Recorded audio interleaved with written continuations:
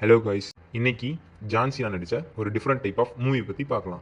இந்த movie name jackpot 2024 Amazon பிரைமில் release ஆயிருக்கு. இந்த மூவி ஒரு நல்ல ஆக்ஷன் அண்ட் காமெடி மூவி.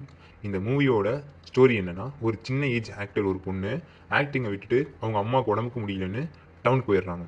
அப்புறம் அவங்க அம்மாவை மட்டுமே நல்லா பார்த்துக்கிறாங்க அண்ட் லாஸ்ட்டாக அவங்க அம்மாவும் இறந்து போயிடுறாங்க. அப்புறம் திரும்ப சிட்டிக்கு வரா. அப்போது அந்த சிட்டியில் ஒரு டிஃப்ரெண்ட் கல்ச்சர் ஃபேமஸாக போயிட்டு இருக்கு. அது என்னன்னா ஜாக்பாட் டே அப்படின்னு ஒரு டைம் வரும், ஒரு டே வரும். அப்போது யார் வேணும்னாலும் அதில் அப்ளை பண்ணிக்கலாம். அதில் வின்னுமே ஆனால் ரிச் ஆகிடலாம். பட் அதில் ஒரு டிஃப்ரெண்ட் டைப் ஆஃப் ரூல்ஸ் எல்லாமே இருக்குது. அது ஒரு லாட்ரி மாதிரி. அந்த ஆக்டர் அதில் செலக்ட் ஆகிடுறாங்க. அப்புறம் அவங்கள 24 ஹவர்ஸில் யார் கொள்கிறாங்களோ வித்தவுட் கன் அண்ட் புல்லட் அவங்களுக்கு 3.9 பில்லியன் கிடைக்கும். சப்போஸ் 24 ஹவர்ஸில் பொழைச்சிட்டாங்கன்னா அந்த ஆக்டருக்கு 3.9 பில்லியன் கிடைச்சிடும். அந்த ஃபேமஸே இல்லாத, மணியும் இல்லாத ஆக்டர் ஃபேமஸ் ஆயிடுறான்.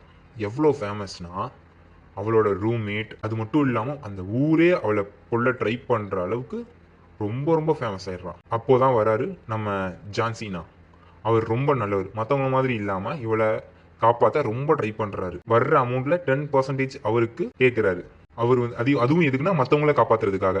எவ்வளவோ ஹெல்ப் பண்ணுவார். செம்மையாக இருக்கும் அந்த ஆக்ஷன் சீன்ஸ் எல்லாம். அப்புறம் அவரால் முடியலை. ஸோ எல்பிஏ அப்படின்ற ஒரு ஏஜென்சி இருக்குது. அதுவும் இவரை மாதிரி தான். பட் வந்துட்டு அது ஒரு நம்பிக்கை இல்லாத ஒரு ஏஜென்சி மாதிரி.